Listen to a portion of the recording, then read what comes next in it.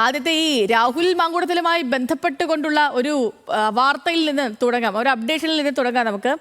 ബലാത്സംഗ കേസിൽ ഇപ്പോൾ റിമാൻഡിലാണല്ലോ രാഹുൽ മാങ്കൂട്ടത്തിൽ. ഇപ്പോൾ രാഹുൽ മാങ്കൂട്ടത്തിന് വേണ്ടിയുള്ള കസ്റ്റഡി അപേക്ഷ ഇന്നിപ്പോൾ കോടതിയുടെ പരിഗണനയ്ക്ക് വരുന്ന ദിവസമാണ്. തിരുവല്ല മജിസ്ട്രേറ്റ് കോടതിയാണ് പ്രത്യേക അന്വേഷണ സംഘത്തിന്റെ അപേക്ഷ പരിഗണിക്കുക.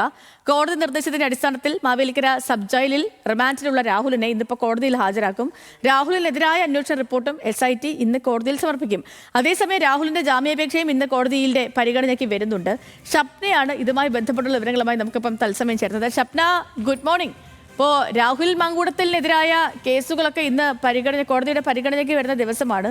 7 ദിവസത്തെ കസ്റ്റഡിയാണ് അന്വേഷണ സംഘം ആവശ്യപ്പെടുന്നത്. പ്രൊഡക്ഷൻ വാറണ്ട് ഉണ്ട്. അപ്പോൾ ഇയാൾ ഇന്നിപ്പോൾ കോടതിയിൽ ഹാജരാക്കും. ഇയാളുടെ ഈ ഡിജിറ്റൽ തെളിവുകളൊക്കെ കണ്ടെത്തണം. ഈ KPM ഹോട്ടലിലടക്കം തെളിവെടുപ്പിന് കൊണ്ടുപോകേണ്ടതുണ്ട് തുടങ്ങിയ ആവശ്യങ്ങളൊക്കെ SIT മുന്നോട്ട് വയ്ക്കുന്നുണ്ട്. അപ്പോൾ ഇന്നിപ്പോൾ കോടതിയിൽ നിന്നും എന്തൊക്കെ കാര്യങ്ങൾ പ്രതീക്ഷിക്കണം ഷപ്ന? ഒപ്പം തന്നെ ഈ പ്രതിഭാഗത്തിന്റെ ജാമ്യാപേക്ഷയ്ക്ക് ഇന്ന് പരിഗണിക്കാൻ എത്ര കണ്ട് സാധ്യതയുണ്ട്?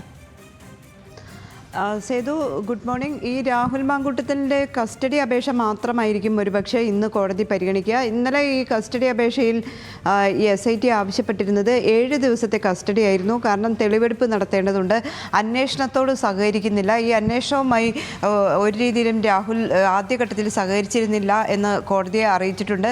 പ്രത്യേകിച്ച് അറസ്റ്റ് മെമ്മോയിലടക്കം ഒപ്പിടാത്ത കാര്യങ്ങൾ ഉൾപ്പെടെയുള്ള കാര്യങ്ങളുണ്ട്. അതോടൊപ്പം തന്നെ ഇലക്ട്രോണിക് തെളിവുകളായ ഫോൺ അടക്കം പിടിച്ചെടുത്തിരുന്നു. എന്നാൽ അതിൻ്റെ പാസ്വേഡ് അടക്കം നൽകിയിട്ടില്ല. ഇത്തരത്തിലുള്ള കാര്യങ്ങളുണ്ട്. അതുകൊണ്ട് രാഹുലിനെ കസ്റ്റഡിയിലെടുത്ത് ചോദ്യം ചെയ്യണം എന്ന ആവശ്യമാണ് SIT ഉന്നയിച്ചിട്ടുള്ളത്.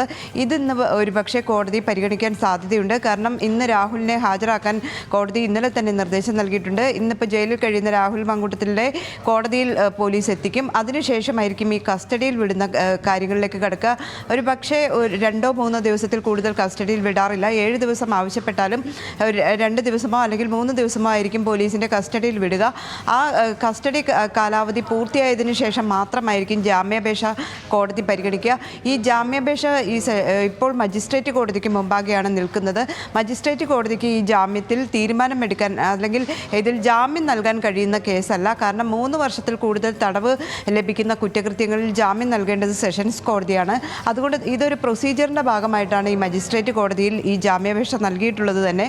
അതുകൊണ്ട് തന്നെ മജിസ്ട്രേറ്റ് കോടതിയിൽ നിന്ന് ജാമ്യം ലഭിക്കില്ല എന്ന് അഭിഭാഷകർക്കറിയാം, അല്ലെങ്കിൽ രാഹുൽ മാങ്കൂട്ടത്തിനറിയാം. ഈ കസ്റ്റഡി കാലാവധി പൂർത്തിയായ ശേഷം മാത്രമേ ഈ ജാമ്യാപേക്ഷയിൽ ഏതെങ്കിലും തള്ളുന്നത് പോലുമുള്ള തീരുമാനത്തിലേക്ക് വരികയുള്ളൂ. ഏതായാലും ഇന്ന് കസ്റ്റഡിയിൽ വിടുന്ന നടപടിയായിരിക്കും ഉണ്ടാകുക.